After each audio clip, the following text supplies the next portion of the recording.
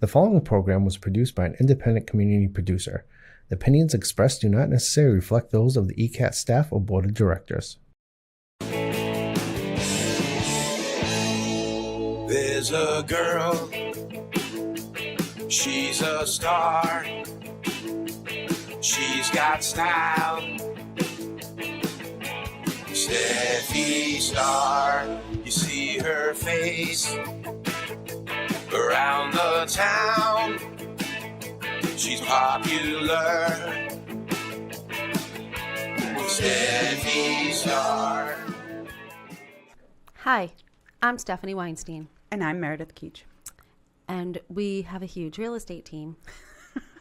And a very prestigious guest today. Yes, we do. We're a little starstruck. I don't know about that. Yeah, we're so excited. Ladies and gentlemen, introducing the one, the only, Darren Duarte! You know, Meredith, I saw you do that on the podcast. I was saying, does she do that on everyone? You guys do that. I think that's pretty neat. Right? We like it. We're so glad you watched, at least you watched one of our shows.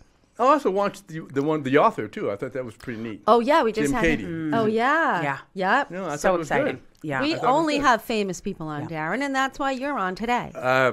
Maybe once a long time ago. I think most people don't recognize me now. Darren, can you pronounce your last name for me? Sure, Darren Yes. Duarte. Duarte. Duarte. So I said I have Duarte. a friend who it's the same spelling, but Duarte. So there's a story behind that. Please. Sure. Okay. So it goes back a ways. So while I was living here, growing up here, was Duarte. I went to college, and most people, especially back, I'm going to date myself, but I went to college in the 80s. But I think even today, most people outside of New England, when they see that name, they don't pronounce it that way because it's a big Spanish name. And Duarte is how most people in the country and the world say it. But in the Portuguese and up here, where people are used to singing that name, they say Duarte. So I was down in D.C., and people would correct me. I mean, would not correct me, but I would correct them by saying, no, it's not Duarte, it's Duarte, it's Duarte. Finally, after a long time, I stopped correcting people. I started working for the CBS station in D.C., WDVM, WUSA TV, and I let them call me that. But the first time I went on the air, I said, Darren Duarte, Eyewitness News. And the boss calls me in, and he says, hey, Darren, yeah, that wasn't bad for your first time on the air, but what was that hit that you were saying?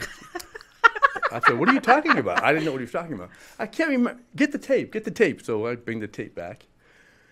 Matter of fact, Katie Couric helped me with that story, my first story, by the way. She was a local reporter for the NBC station in D.C. at the time. And I was at the CBS station, yeah. And her and I used to be friends, and just time passed, but she helped me with that. And I said, what is it? Oh, that's it right there, that. I said, oh, that's my name. I let you guys call me that. I get tired of correcting you guys all the time. He said, really? I said, yeah. You want to be in this business and on air, if I were you, I'd stick with Duarte. It sounds better and it flows better. And so ever since 1987, I've had that name on air. Now, I mean, I answer to both, but. I like the Duarte. Well, better. honestly, it's the same thing with Tony, right? Right. So one day he's Tony Soares. The next day he's Anthony Soares. Yes. And then if we're traveling, he's Suarez. And then if we meet someone Portuguese, he's like Swatch. I go, Anthony, you have got to pick a name. So I imagine everyone in the podcast, the audience, knows Tony. Yes. Oh, yeah. They all know Tony him. eats. Yeah. Mhm. Yeah. But it's the same thing with his name. So, Yes, I was going to say that, but I'm glad you brought that up too, because Yeah. I know he sometimes, because other people will pronounce it differently too. Right. And So, also depending on where they're from or Right. where they live. well, the thing is, he has two first names because he's either Tony or Anthony, and then he's either Soares or Suarez. I thought he, Or Tones. right. So I thought he was coming by. Well, he was, and then he couldn't make it. yeah, he got called into a meeting. Okay. Yeah, Okay. and we're like, we don't need you, Anthony. We've got Darren. Yeah. Once I got the rundown, I was like, we don't need Tony. Right. Tony gave us the rundown. Okay. Yeah. Okay. So will you give us the rundown? Yeah. What's the rundown? The rundown of Who You have an is- exciting career. Right. just How did it all start? grew up in Brockton, Mass. Wanted to be a broadcast journalist. Mm-hmm. Went away to school and started working in Washington, D.C. Where'd you go to school? I went to the University of Maryland and Howard University in D.C. And from there, started my career in Washington. I worked on Capitol Hill for a little while before that, but was a reporter at the station in D.C. and I went to other markets in Denver. I was in Hartford, New Haven, Jackson, Mississippi with NBC. I did a lot of work for CNN and a lot of work for way back in the 80s and late 80s, early 90s, mid 90s. And then I came back to Boston in the mid 90s. Mm-hmm. And I've been back here ever since. In Boston, I was at, most of my career was in commercial television, ABC, NBC, CBS, that kind of thing. And when I got back here, I was on NECN for a while. And while I was doing that, WGBH came calling and said, hey, can you help and do some freelance stuff with us? And I said, sure. And then after a while, I started doing that. They said, we want to make you the full-time host. It was more money. It wasn't just, how regular news can be. It's fast, it's furious, it's not that much. You can only fit so much into a minute 15 or a minute 30. Here you had a chance to do documentaries, got to travel the world, won a lot of Emmys. So I said, yes, I'm in. And Wow. so the rest is history as far as that's concerned in my Boston career. And then after that, after Boston, that's when I went back to commercial news for a while in Connecticut. And then I left it in 2007. And now I do the media work for the Brockton Police. I'm their spokesperson. So you're like the press secretary. Yes. That's super cool. Yeah, and it can get busy, I but it's bet. good. Yeah, it can get busy. You're the mouthpiece for the entire organization. Yes, Yeah, that's cool. yes. So some days it's a lot, some days not so much. But one of the things the city thought when they brought me in was somebody who's from here, who knows the landscape, who knows the folks in Boston, who knows the folks here, and knows what it takes to put on a story, that's the kind of person that we want to try to help us.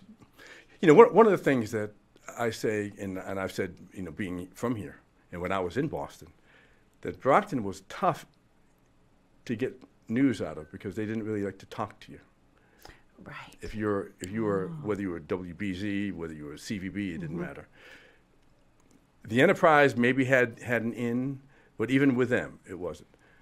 But a lot of that has changed now too, and I think also you get better coverage when you're able to communicate because, it's part of the game. They are here; they're going to be here, so you have to deal with them. So if there's a breaking story in Brockton, are you the one they call? Yes, I mean we just had. I don't know if you heard about that. We had a fatal accident yesterday morning, and I was dealing with that. It was, a lot of times you deal with sad stuff. I mean, that's what news is. Right. You deal with a lot of sad stuff. But there's a little funny thing. So my good friend was calling me yesterday morning early. He was at the accident. He was the first one to see the accident, and he called 911. But I did not know that. I'm dealing with the accident. He's saying, hey, are you busy? And I'm saying, yes, I'm busy. Is it about that accident? He didn't tell me he was at the accident. I said, yes. Did she make it? I said, no.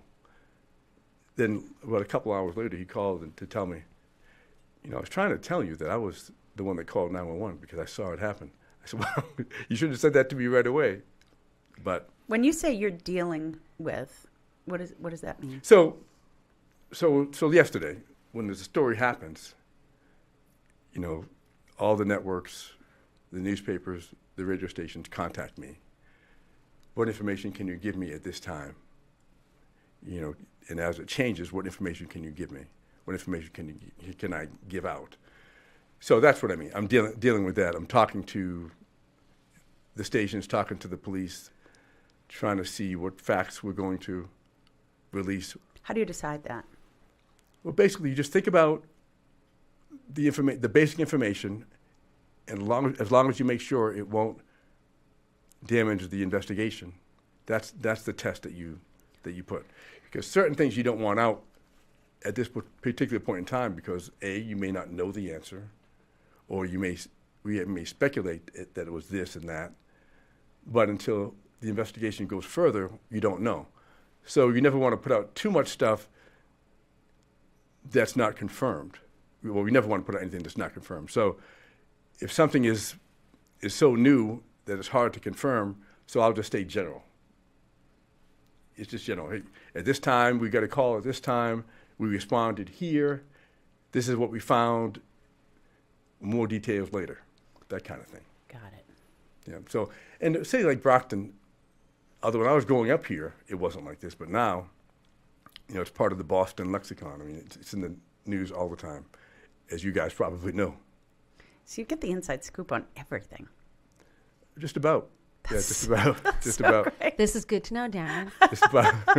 We might have questions later. We had do you folks live in Easton? Yes. So, in fact, I was on, there was a story a little while back where we had a car chase in Brockton and ended up in Easton. Oh. And they got Easton and Brockton came together. They got everybody. There were guns involved. I don't know if you remember that. I think I saw that. Yeah. So Read about it. So the surrounding towns also impact us because we help them. They help us with a lot of things too. Does every police station have a person like you? I don't know if every police station does. Some police departments have an officer or a sergeant or a lieutenant who does it. Others have a civilian that does it, in my case. So I'm a civilian who actually works with the police who does it. So it depends on their needs and, what they can, if they can get by without having an officer, say, on the street, if they can get by with having that officer just do this. A lot of smaller places can probably do that. But in a city like Brockton with over 110,000 people.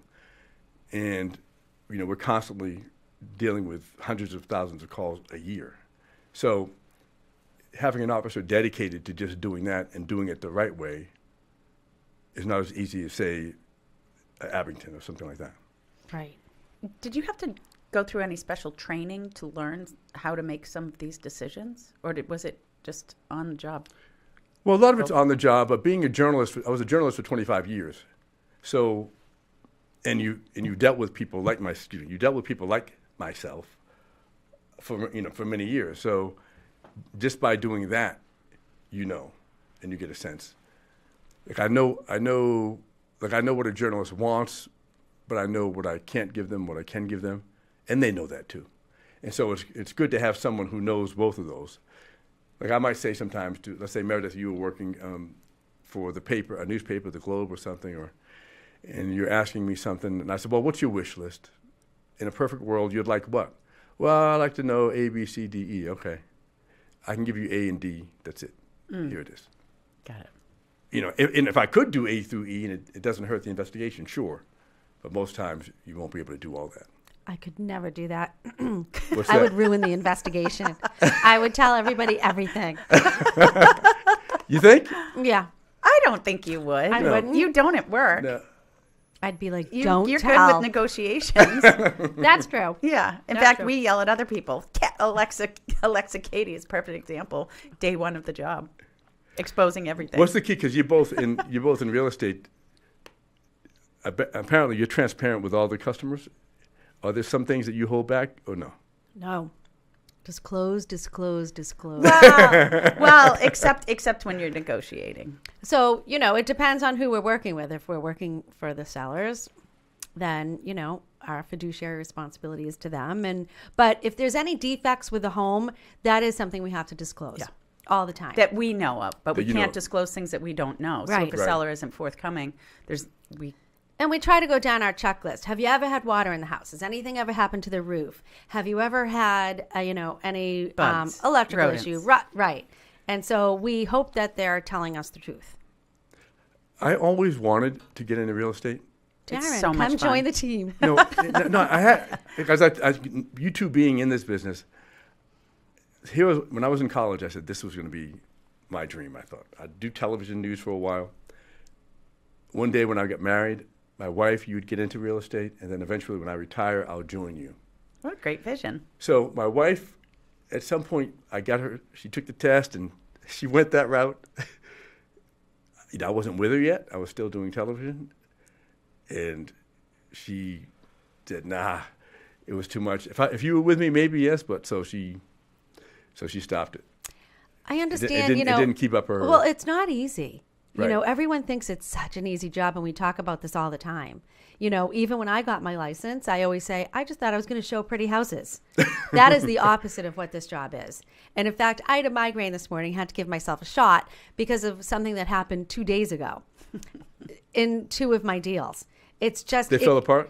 They didn't, thank God. Okay. It was right on this edge. And it's been going on for months, and it was on the brink of everything blowing up. But somehow it stayed together. But I knew that I was going to wake up today with a migraine because it affects me a couple days after. But it is a really stressful job. No, I'm sure. And, of course, everybody knows a real estate agent, right? So, you have to constantly be out there and hope that people are going to call you because you do a great job. But, it's a lot of competition. And but people are making their biggest investment, too. Yeah. Right, And and the emotions run high. And I think mostly, Steph is so good at this, is emotional intelligence. You have to be zeroed in on your clients and everybody, all the players, because your people hire you at the end of the day of everything that goes on is either A, they want you to get them a house or sell their house. And it's weeding through that. And sometimes you have to drag them to the table, right? Because there's so many emotions. A lot of times people are there because of death, divorce, hardship, right? Right. And so I learned early on, a relocation isn't happy for everybody. And you need to be aware of that, where sometimes we think, yay, you're selling, and they're not so happy about it.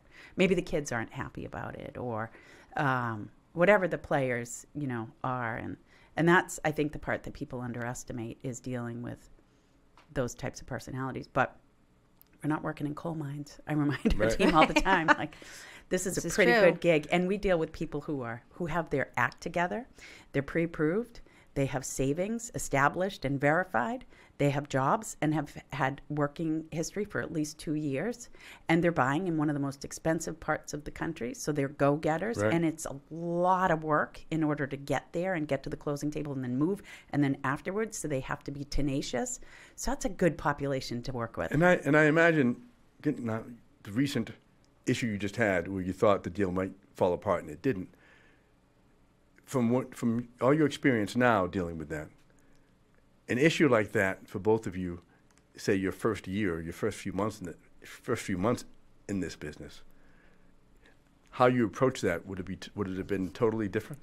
Well, I'll tell you, my first year in the business, my friends said, we're going to move. They were renting a house, and they said, we're going to move. You should call the owner of the house to see if you can get the listing. I said, oh, sure. So I call, and I give my spiel, and the woman goes, you know what? She goes, I don't even know you. She said, but you're a breath of fresh air, and I'm going to hire you. I said, what? So that was my first listing. So now my friends were moving into another house. Well, he came down with cancer. And he said, he's fine now. And he said, I'm not leaving the house. And I'm like, what? And I told the seller, I'm like, he's got cancer. She goes, I don't care. They've got to get out. The house is sold. They have to leave. So I couldn't handle it.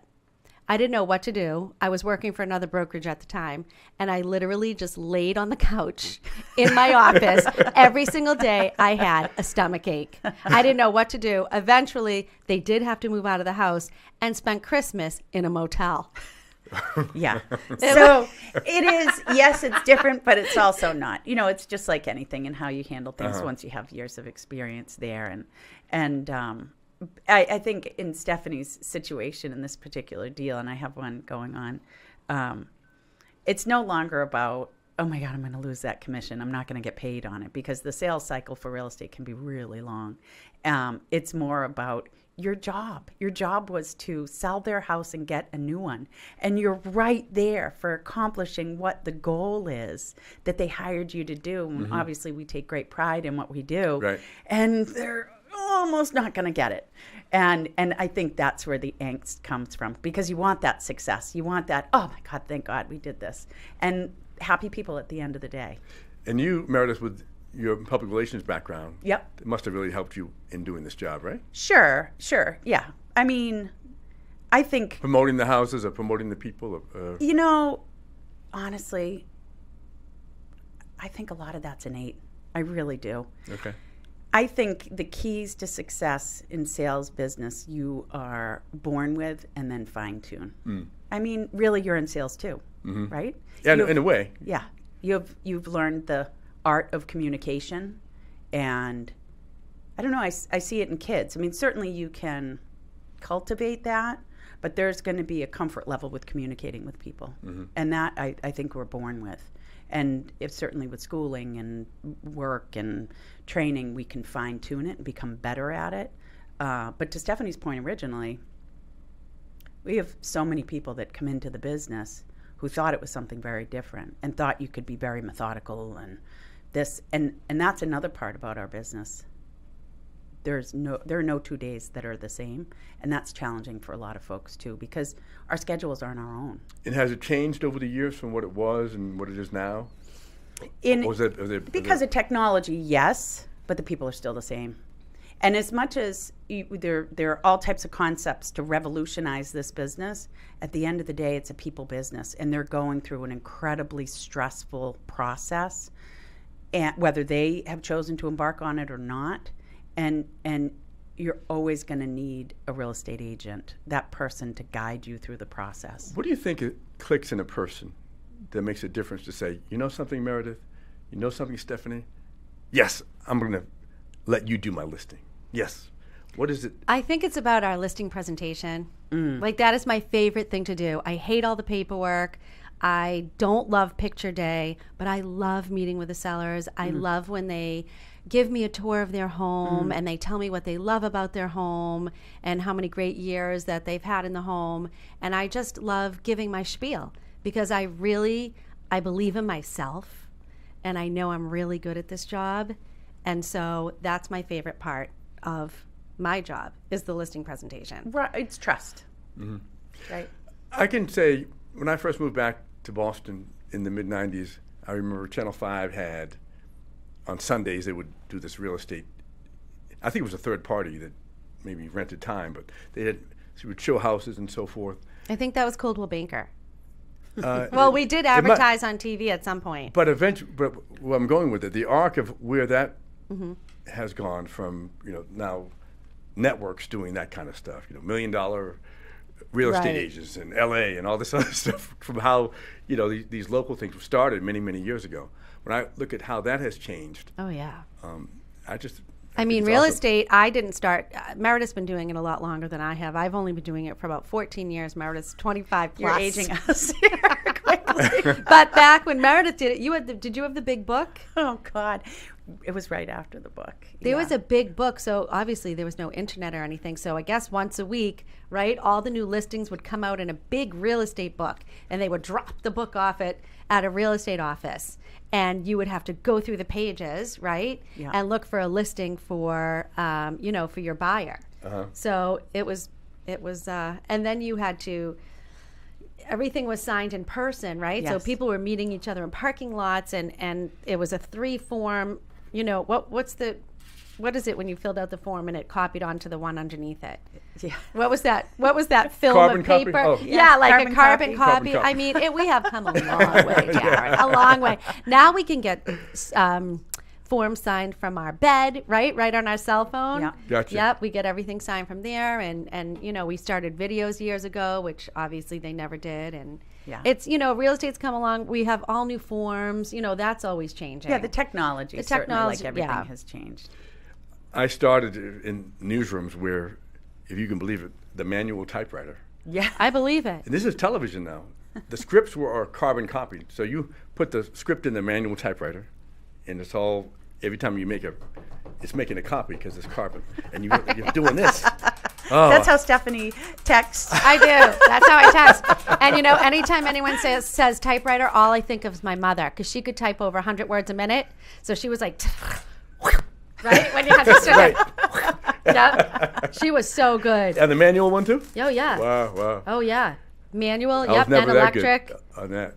I cheated. I loved the sound of a typewriter. I know. We used to have them in our office. They Did finally you got rid of guys them. know that there's actually a big thing right now where people are pushing back because everything you touch doesn't have a sound, and people like buttons. Yeah. They like sort of like They like that to hear typewriter. it. They like to hear it and push it. Well, you can put the click sound on your phone. Oh, okay. Yeah, so you can have a Well, click. it's a big thing now, apparently. I've seen articles about it, how people are giving pushback because they're tired of everywhere they go. There's no button. It just is a sensor touch. Interesting. We're very tactile. Interesting. Darren, so tell me about what it was like living in D.C. Oh, it was great. I basically grew up there. I spent from 18 years old to 25 there. Wow.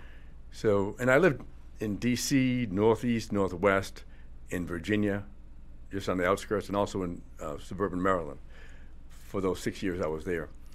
But it was a good time. It was a good time. I mean, it was busy too. You know, most of it was college, but there was 2 years without college that I spent there. The first year after college, I didn't get into broadcasting. I tried, and I was unsuccessful. So I... Did you, so what did you have to go on? Interviews and try out? Right, you go on interviews, you send stuff out. You know, you send stuff out here and there, and, you know... Hope someone... You hope someone bites. But you have no experience. Right. And you look really No, green. thank you. You look really green on it. You know, you don't think you do, but you're very inexperienced. So Right. you want to go to smaller places.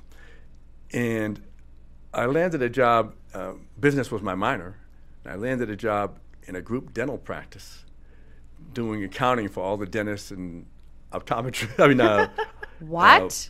yeah, for all the dentists, all the oral surgeons that were in the group I dental never practice. expected to hear this from you, Darren. I know, and so I got free, my wisdom teeth out free. That was good. Perks of the job. right? Yeah. The one thing you guys will get a kick at. So I said to myself, why am I doing this? So at that time, so you can't really see now, but in television. No, we can see you. No, my point is, I used to have see right here? You can't see it now because there are crowns, but there's a gap there. And at the time, one of the dentists I worked for said, we can close that gap. Because I told her, when I make tapes for television, I don't like seeing that gap. Oh, we can close that with Some just bonding. a veneer. Yeah, whatever. I said, yeah, and it's free. It would be a lot of money if you didn't have insurance, which I don't think I had back then. And just, cosmetic dentistry was a lot. So she scheduled it. I told her I had a date on this particular date. It was a Saturday. She said, oh, no, that's the only day I can do it. And well, it's just like a dummy. I brought the date to the dentist. No way. What a fabulous date. So I said, Cassandra, we're going to the dentist. so like, it's got to be, it was the first one. And I said, so we get in We there. just have to swing in for me to get a dental procedure. They're just filling my gap. It'll take 5 minutes. So she comes out, I go out, and she's gone. I run outside. She ditched you at the dentist? She ditched me, and I went out and I grabbed. Darren. And I grabbed again. I'm like 22. I run, chase. Hey! And then I stopped her. You leaving? You brought me on a first date to the To the dentist. I said, well, it's only temporary. I was going to Pardon go the here. pun. I wanted to say, hey, I was able to get this free, which I didn't say, Right. but. You were excited about it. Well, I didn't. I didn't think we could have rescheduled it. She wouldn't. The dentist wouldn't. So I'm only 22. I worked for these folks. I said, okay, whatever. I should have just canceled the date, but I didn't. But it was definitely a learning. That, Darren, lesson. I'll never forget that story.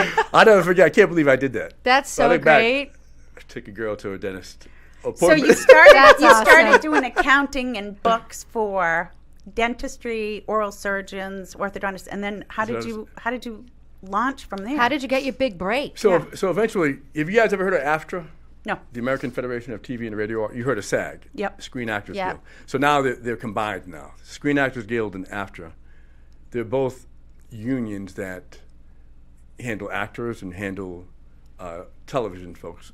So certain markets, especially the big markets in news, the on-air people, just like some of the technical people, are union. There are different unions, but so AFTRA, called the American Federation of TV and Radio Artists, DC was under that union. Now, like Screen Actors Guild and AFTRA have merged. But anyway, they had this program at this station where, for people just starting out, it was called an AFTRA training program.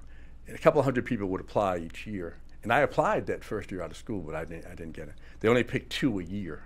Ooh. So I applied because by being in that program, what it does is you write the news on a major station, you go out and do stories, like you write the news for the anchors. That's how I got to meet Katie Couric. She worked for the local station across the street. Well, I say across the street, in the market. So when I'd go out and do stories, she's out there doing it for her station. Oh. So I didn't get it the first time. I applied the second time, and I got in the second time. And so that's how that happened. Wow. That's stiff competition. Yeah. Yeah. Well, you think about it. I mean, there's only a couple people in each marketplace. I mean, that's tough competition. Yeah. Tough. And being in that program, what it did was, it gave you, especially someone who's just starting out, it gives you access to the people who are already there. So you're meeting people, anchors, reporters, writers who have a lot of experience, photographers who can go out and help you make your tape, a professional tape, versus you just trying to do it yourself. Mm-hmm. So that was really instrumental, was getting the experienced people helping you with. Like I said, Katie Couric helped me with my very first story. What'd she do? It was just, we were out in the same story. It was a murder. It was a murder in D.C. And she just, guided me, because she knew I was in that training program and that this was my first time. Because what they did was, at the end, they let you go on the air. Oh. So she knew that. So she guided me and just, make sure you hit all these things, make sure you answer all these questions, and blah blah blah, and that's it. That was nice of her. Yeah.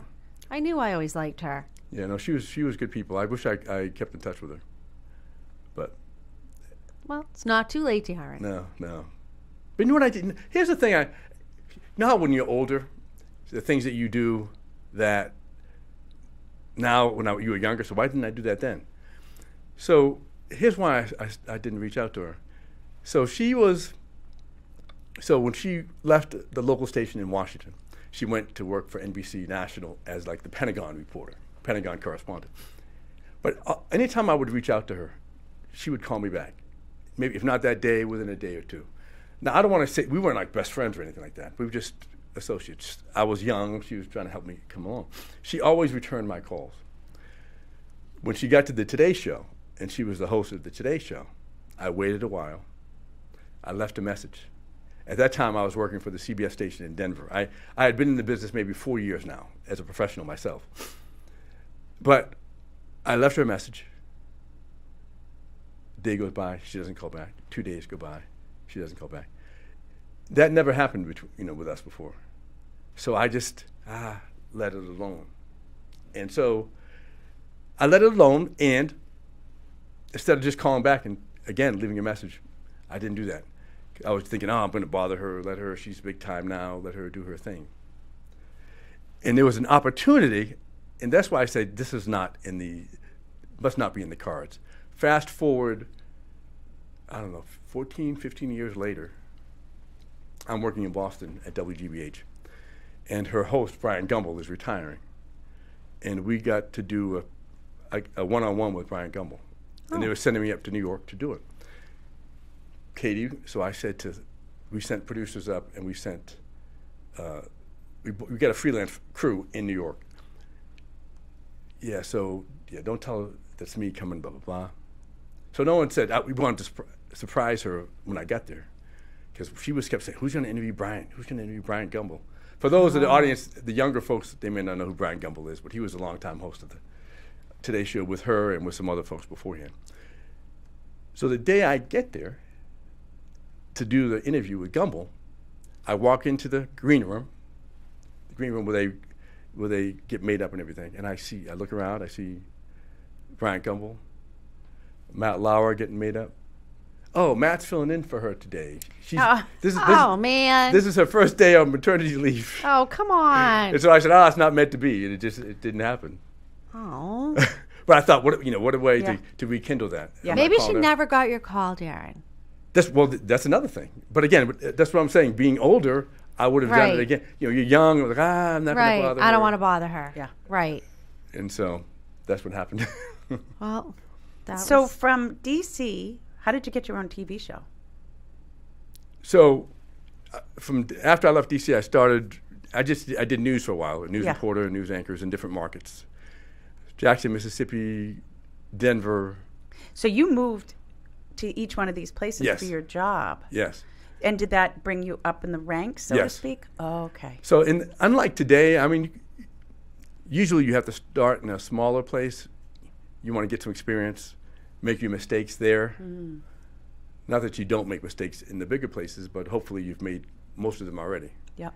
And so, so that the idea was that, at least for a lot of us in our time, you want to be in a top 10 market. The pay is best then. And back in those days, the pay was really good. Nowadays, not so much. I mean, the main anchors are definitely going to pull in the money, over $500,000, some $1 million, over $1 million, depending on where they are, what market it is. But so that's how that happened. So what I said that what happened when I was at NACN, that's when GBH called and asked me to do some freelance work. Right. Okay. And as I was doing that, that's when they said, "We'd like you to be the host, the face of the show." And like I said, it was more money, and I took it. So that's how that happened. Got it. So I see the progression now. So you'd been in the industry for quite some time. Right. And then moving back to Boston. Right. I mean, your own show is pretty cool. Yeah. Well, so a legit show. So people say it's my own show. I was the host of it. It was a long-time show that started in 1968. Wow. This show actually started in 1968. And, I took the reins in 1994. So, it had a good run.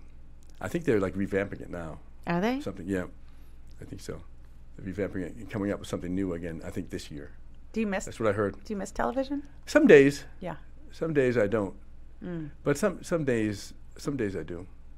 But when there are certain big stories that happen, I kind of miss it. But there are other times. Because think about it. One of the things, especially in local news, the news has to go on, and they have all these hours and the time to fill. So if you're out as a reporter, and they send you somewhere, they invested the time and the money, to send you out there. They want you to come back with something. If you're saying, that story really didn't pan out, find something. That story sucked. In a way, some of us in the business used to say we have to make chicken salad out of chicken. So I don't miss doing that. Right, you have to come up with something. Yeah. But you said something earlier, Meredith, that struck me, and I wanted to mention how when you when you were talking about real estate, how yes, it's hard, but hey, we're not doing coal mining. Remember, one of the things that I learned after spending 10 years at PBS, which is totally different from the commercial side. The audience may not be as large, but I think they're more invested. They're not changing the channel, right? Flipping it. Yeah. If they're watching PBS, chances are they're watching the whole thing, or a good portion of it. Mm-hmm. Whereas you're watching the Today Show or Good Morning America, you're flipping through. Yeah. Or you're getting dressed for work, that kind of thing. When I left PBS, and I said to myself, I'm going back to commercial again. I said, Darren, don't complain. It is what it is. The fact that you're doing it, just embrace it. And I had the best time in commercial towards the end than I did at the beginning. Because at the beginning, I used to, after a while, you get to, Black Friday, go live again at Black Friday at the mall in Boston or in, what? You get tired of those obligatory stories. Mm-hmm. But after I was away for a long time, and the fact that I went back to it, I said, it is what it is, so just embrace it. I had such a good time doing it. I sat on something I wouldn't have done when I was younger. I sat on Sandra's lap talking, blah, blah, blah, doing all kind of stuff, which I never would have done as in the features. Yep. because you had people, and you'd always say, I don't want to do these stories. Some people would think, I'm too good for that. And I would say, no. So to bring this back up, I would have arguments with the folks I worked with who were tired of doing that stuff. And I would say, you know something, not every day is going to be an Emmy Award-winning story. Right. So true. Yeah. It's not going to be an Emmy Award-winning story every day. And there are kids getting blown up at this time because the Iraq War was going on. Kids getting blown up in Iraq who get paid a lot less than we do. Yeah. And you're really going to complain about eating homemade ice cream? Right. Right. Yeah. So that made me Right. think of it when you mentioned the Perspective. coal mine Yeah. thing. Yeah. Yeah. It's Right. perspective. Yeah. Perspective. Right. Right. And I think having had the experience behind you and making decisions along the way and choosing to go back into the commercial, it's very sweet in a sense in that you made that choice. So when we look and say, well, I choose to be where I am, so enjoy the day-to-day activities, right? Yeah. And if you're not, then go do something different. Right. Right. I mean, even with our job, right? We're selling mobile homes, Yeah. for $150,000, and we are working our asses off, right? And then we have $8 million listings. Yeah. Yeah. So we embrace everything that we yeah. get. Yeah. And the people that come, the challenges that come along the way, and the excitement, and it's people business, which yours is Wait, too. so you said you had a story about Regis? Oh, yeah. So when I was in Denver, so I lived in this building. You know the Embassy Suites Hotel? Yes. So there was a building at the time downtown, the Embassy Suites Hotel. From the lobby to the 18th floor was the hotel. 18 or 19 to 37, they were apartments. Oh. And so I lived in those apartments. And if you lived in those apartments, and if you were willing to pay some of the extra amenities, you could get the same kind of things that a hotel guest would get. You know, you had to pay for it. Maid service you could get, this, that, and the other. So you also had access to the hotel bar, the hotel restaurant, the hotel. Sounds like my kind of place. Yes. No kidding. I'm like, wait, how do I get me one of I'll those? pay for the extras. You had to pay, Right. pay extra. I want in. So, and at the time, so this is in like 1990 to 94. Again, I'm dating myself, but at that time, a lot of the acts that came into Denver, whether they were concerts, and they filmed a lot of shows out there too, like a lot of television. Father Dowling, it was a series. Perry Mason, they filmed there. A lot of shows were being filmed there too. So people stayed in those apartments because they were long term. So Regis was happened to be a guest on the Perry Mason show, and the crew was living in the building. So we're all at the bar and we're all having a good time, and Regis is he laughed with everybody, he buying all the stuff for himself, and then when he leaves, the bartender and the waiters look at us and say, he did not leave us a dime. Regis stiffed you. Regis did not Stiff tip them. at all. He didn't tip them at all. And they were not, as you imagine, the people in that industry were. And I said, wow, it just goes to show you. Yeah. Look at that. I just said, He's a cheapo. I can't believe it. yeah. And I said, wow. Reg. Yeah. Darren, your office, is it in the police station? Yes. Yeah, so second floor. And we're getting ready to have a new building. They're building a new one now. Oh, that'll be exciting. So Near the current one, or? not too far. It's at the site of where Brockton High used to be, the old Brockton High School, which is at the corner of Warren Avenue and West Elm. Oh, okay. So that's and it's going to be the Brockton Police, Brockton Fire, Brockton Emergency Management Agency, and the city's IT department. That's going to be the headquarters for all of those. Wow, sounds organizations. snazzy. What about our tour? We went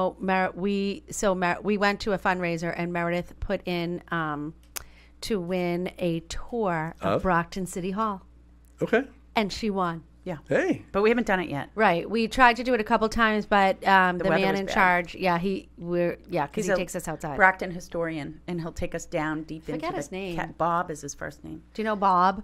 Well, there was a guy that was doing it named Bob Martin. That's him. Yeah, but he moved to Florida just Oh, the other day. What? The other day. Now what are we going to do, Darren?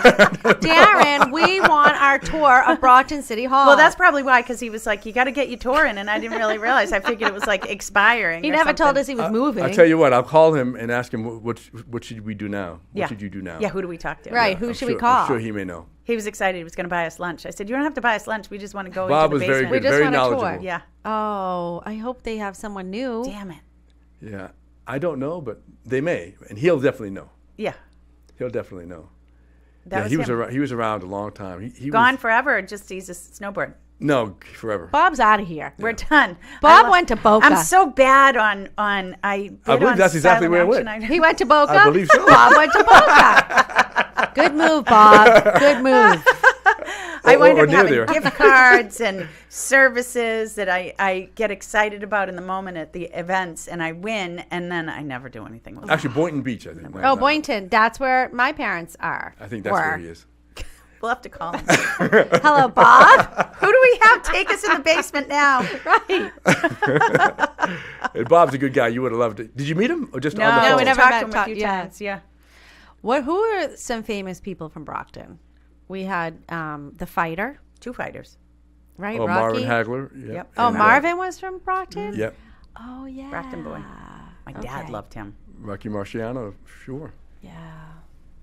Marvin ran City into of some Champions. problems at the later on though. Who didn't did? he? Marvin Hagler. I don't remember. When you say I mean, he had. I mean, Who there were doesn't, stories Meredith? that. Yeah. Yeah, there were, I was so during his reign, when I was real young, but when he really started getting national and international fame, I wasn't living here then. But I mean, I watched him from afar. I'll never forget. He fought Sugar Ray Leonard. Do you remember that? You guys, that was his last fight, last professional fight. Yeah, I kind of do. And I was in Washington at the time, and Leonard is from that area, from Maryland, and I was the only one pushing for Hagler. Right. Come on, Matthew. And I kept saying, oh no, Hagler's going to kill him. Hagler's going to kill him. And they were saying, no, no, no, no. And then the day of the fight, it hit me.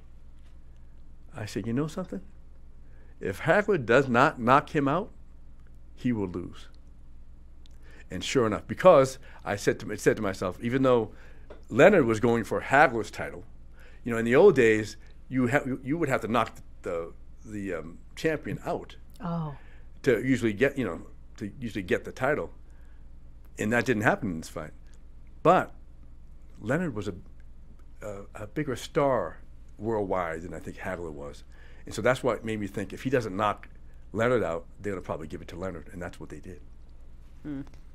Well, Hagler had there was some saying that he had sleeping in something to the effect of sleeping in silk sheets makes you weak or something. Like you basically want to make your life tough, or I don't remember what it was. Does that sound familiar? I'll have to look. No. Anyway. But his first wife's sister though used to live above us. Oh no way! His Yeah. first one. Oh, okay. His first wife's sister, Yep. not her, but I wonder if people say that about me. What do you mean? right. First wife's sister. Yeah, like 17 times removed, but it's somehow connected back to Meredith Keach. I mean, Well, wife's sister, you that's become one. serious Yeah. fame when people are making that connection. It's pretty cool, right? Yeah. No, yeah.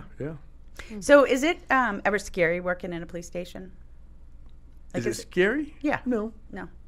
Is it like intense? I'm scared Thankfully, of I going to haven't. jail. Same. I haven't spent much time in a police Well, station. well, I'm thankfully. petrified. So when it comes to police work, when you think about it,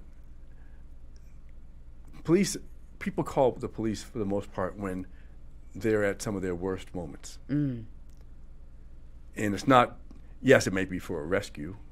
You have fire goes, police will go, but usually if something bad has happened or about to happen, whether it's domestic violence, whether it's, someone just robbed me, it's so I say that to say most of the things that happen are happening outside of this police station. Now, the police station is where we gather, they do the reports. I mean, they can do them from their cars and so forth, but things are happening out in the community. So, sure, sometimes you bring suspects in or witnesses in and out, Well, for the most part, we don't. They go into the detective bureau, and you don't really see. You see them if you want to go back there, and even then, I mean, it's fine. What? Do you have any? And do you want to get a tour of that station, or at least a new one when the new one comes up? Yes. That would be good. Especially when Can we the new one call comes up. you? Of course. Yeah. You can get a tour of this one now too, but I don't know if you. It's very old. Well, I think it's pretty cool. I mean, I have a great amount of respect for police officers. I really hold them in very high regard. As we should. Yeah. I honestly there are a lot of jobs I could never do, and that's one of them. I can't imagine what they see on a day-to-day basis. Just every day in their job, every day. And that's also one of the reasons why they have me, because they're to help them tell, not only to manage the crime stories, because the public, they often feel, and they do, get a bad rap a lot of times. And why that is, because something, like anything, there are bad realtors, there are bad cops.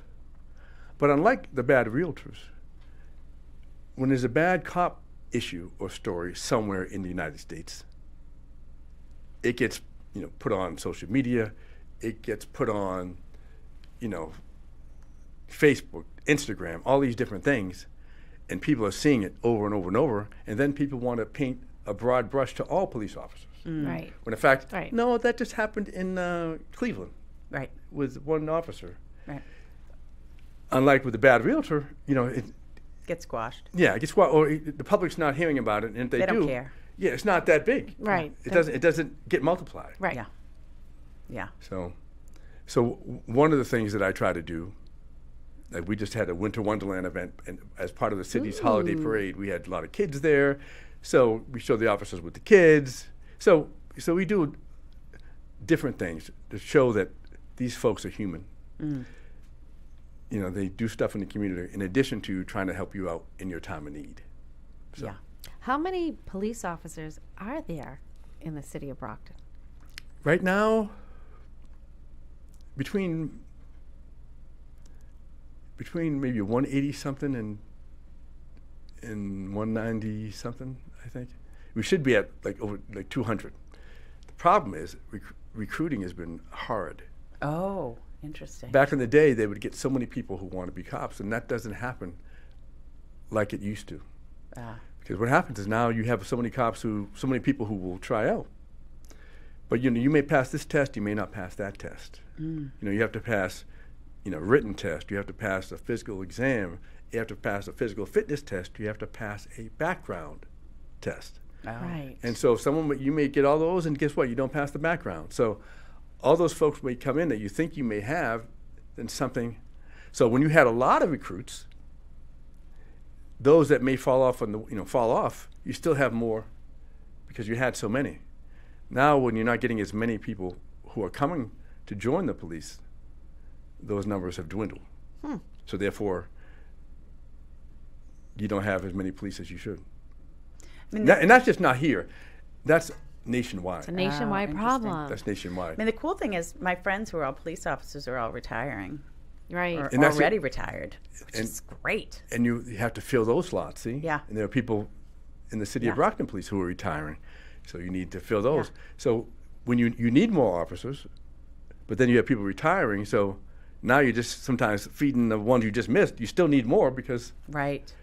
Right. But that's a good career. I mean, that would be pretty cool. Have 20 years in and retire and then go figure something else out. it's a great career. It's a good career. I mean, if you can manage that type of stress and all that comes along with it, but then after 20 years, I like that. It's really Right. good. Right. I know.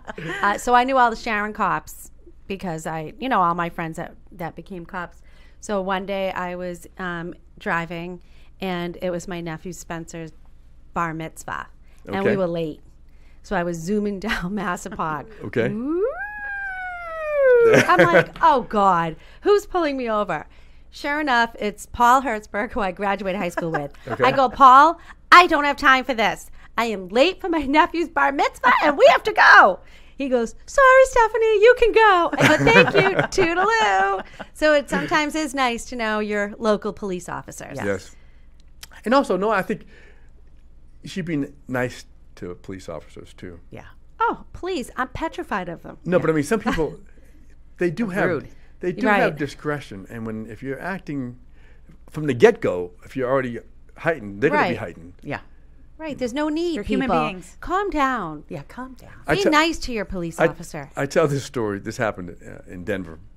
I was riding with a guy, a former Denver Nugget NBA player. He was retired, so I'm maybe 30. He's probably 47 at the time. And I was coming out of a parking lot, and this car whizzes by without, just whizzes by me. I almost hit him, and my immediate reaction was to slam the horn. It was a cop. Oh. Ruh-roh. So he hears the horn, Oh. and he didn't have a siren on or anything. And he comes back, circles back. Now, the former NBA guy, he's all pissed, and he's saying all this stuff. Oh, it's his fault. What is he doing? I said, quiet. Shut up. Let me handle it. Let me handle it. Don't let me handle it. Zip it. Because one, if I had a moving violation, like a speeding ticket. And I said I was going to go to court, and I didn't show up. Oh boy. So then so there's a warrant for you when you don't do that. Oh boy. So I said, I had to tell him. You're gonna get me arrested. Right. So shut up. I need to take care of this. I don't want him running me, running my Right. information. So he comes and, what the hell is your problem? He says. I said, oh, no problem, officer. I just, I was coming out of the parking lot, and out of the corner of my eye, I almost get in an accident. I see this car whizzing by me. I didn't realize it was a police officer until it was way too late. If I knew you were a cop at the beginning, I never would have done that, officer. Okay, fine. So we go. Phew. Disarm the situation. Right. Disarm the situation. Good I job. go pay the fine, no warrant, and I don't go to jail. See, Thank if I had my man doing it, The nugget. both Right. of us would have ended up in jail. Right. Even though the cop was wrong, but so what? Yeah. I mean, let's get out of this. Yeah. Right. Exactly. Be nice. Right? Be nice. And you probably don't beep at people anymore. No. Yeah. Well, that's not true. I have living, zero. Living Do in you have Massachusetts, come on now. You You have to be- road rage, Darren? I don't, but I might be That's a home yes. even then. That's a yes. Do you, Meredith? No. Neither No, do no, I. because- I have no, it's too zero road it's- rage. No, because it's too dangerous. It is. I Yeah, don't no. care. If you need to pass me, I don't care I either. don't care. Yeah. But sometimes you have to beat the horn because if you don't, They don't let's say see it. someone's coming, hey, get away from me. Yeah. Or if they're sitting at the stoplight Right. texting. Well, then, Yeah. right. Or if That's they're, awesome. or if they, Hey, or if move they're- along. sometimes people are trying to cut you. They may not realize they're trying to cut you off Right. because I've done that before. Oh, excuse me. Yeah. Right. Yeah. So you got to beep the horn. Yeah. And beep the horn in those cases too, right? My mother used to ride the breakdown lane.